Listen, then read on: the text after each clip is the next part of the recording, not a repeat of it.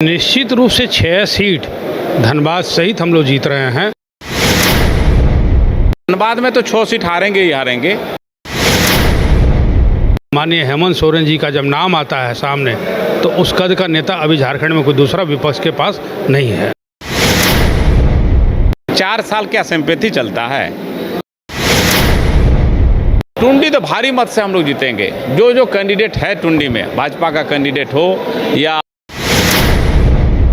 कि हमारा चाहे वो पक्ष का हो विपक्ष का हो, उसके लिए जो शब्दों का हम प्रयोग करें वो उचित हो। विधानसभा चुनाव की जब से रणभेरी बजी है उस वक्त से ही लगातार धनबाद में जो भी संभावित प्रत्याशी थे उन लोगों ने अपना अपना दावा शुरू कर दिया था।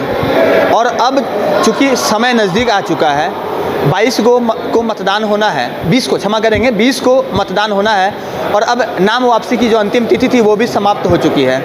ऐसे में तमाम प्रत्याशी अब जनसंपर्क अभियान में जुट गए हैं। लेकिन उससे पहले आज धनबाद में इंडिया गठबंधन की तरफ से एक बैठक का आयोजन किया गया है जिसमें तमाम प्रत्याशियों को, जो भी 6 विधानसभा सीट में इंडिया गठबंधन के प्रत्याशी हैं, उनको जिताने के लिए यहाँ पर रूपरेखा तय की जाएगी, रणनीति बनाई जाएगी। और उसी रणनीति का हिस्सा बनने के लिए तमाम जो जेएमएम से जुड़े हुए यहाँ पर अमितेश शाह जी, मन्नू आलम जी जिलाध्यक्ष और वो तमाम जो नेता हैं जेएमएम से जुड़े हुए वो यहाँ पहुँचे हुए हैं। सबसे पहले मेरे सामने अमितेश शाह जी, उनसे बात करते हैं। अमितेश जी, आज की रणनीति किस तरह से आने वाले भविष्य को तय करने जा रही है धनबाद के लिए, धनबाद जिले के लिए?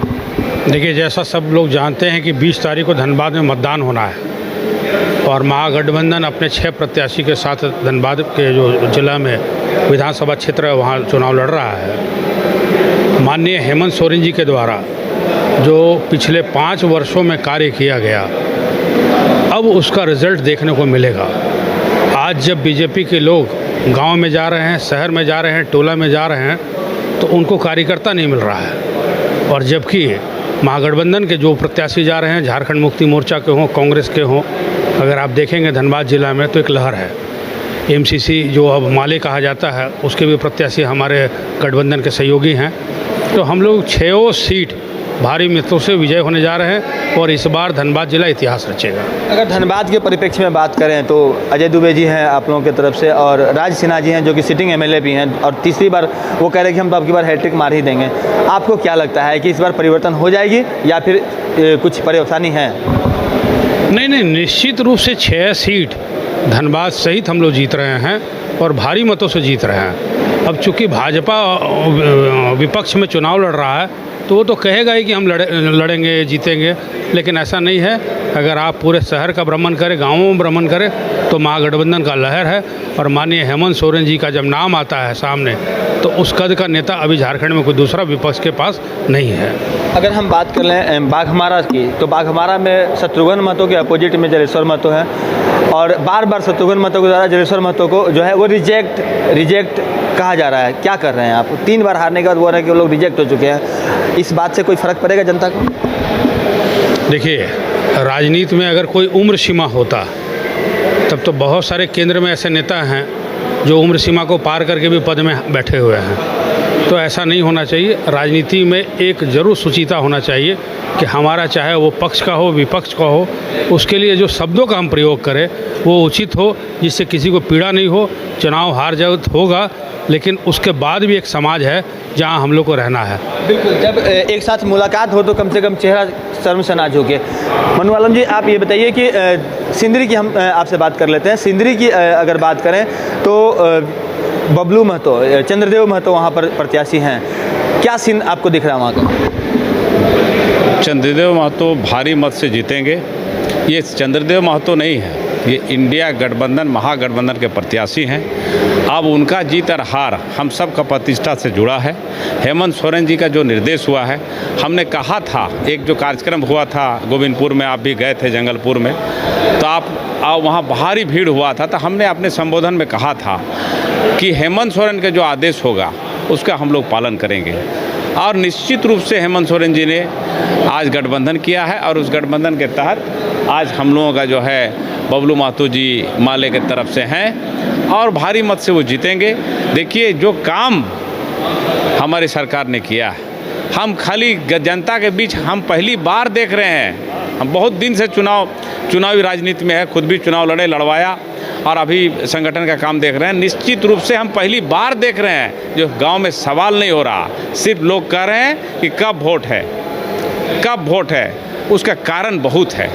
ये हम ले देख के मैया सम्मान की बात करते हैं, खाली मैया की बात नहीं है। बिजली बिल जो माफ़ किया, किसान का ऋण जो माफ़ किया, अब वो आवास दिया और सर्वजन पेंशन दिया, सरकारी कर्मचारी को पेंशन लागू किया, नौकरी दिया, अनेक काम हम समझते हैं कि माननीय मुख्यमंत्री जी ने किया है। और ये माननीय मुख्यमंत्री जी को काज हुआ है, आज हम समझ सकते हैं कि पूरा भारतीय जनता पार्टी का कुनबा, पूरे कितना मुख्यमंत्री आएंगे, 25 हेलीकॉप्टर उड़ेगा, इधर से खाली 2 ही हेलीकॉप्टर उड़ेगा।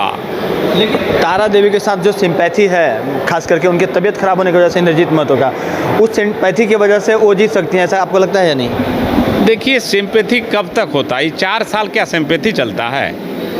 हमारे सरकार के चलते ही माननीय इंद्रजीत महतो जी आज हैदराबाद में इलाजरत हैं, वरना कितना दिन उनका सदस्यता चल जाता।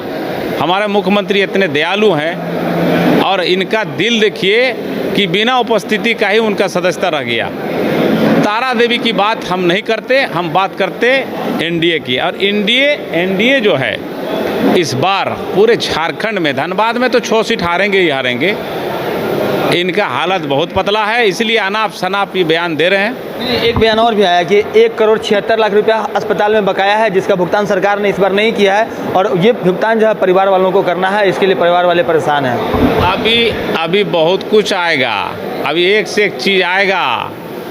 का नारा लग रहा, देख रहे हैं ना, वोट हो गया शुरू, अगले बार लड़े थे पाकिस्तान, अभी बांग्लादेश, का अभी देखिए ना, क्या क्या कहीं ये भी ना हो जाए कि कोई फसाद करवा दे।